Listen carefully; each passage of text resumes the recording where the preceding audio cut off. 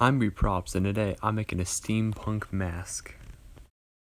For this build, you will need these tools, equipment, supplies, and materials.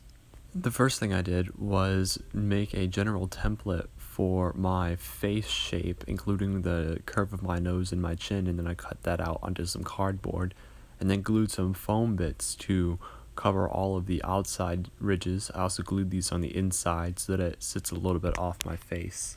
I glued on some bottle caps and wires just to give it the whole steampunk look, using some old bottle caps and spray paint lids, and then I carved some holes in it and then painted the whole thing black, and then went through and hand painted some leather parts and painted some parts gold and brass and silver. I then glued on some leather straps, making a leather part so that the strap fits onto the face mask, and I used brads to attach these, and then used some super glue to attach some Velcro onto the ends of the straps. Overall, I think this turned out pretty good. It fits pretty nice on my face, and it fits the overall steampunk profile. If you guys want to see more of my builds, be sure to like and subscribe. See ya.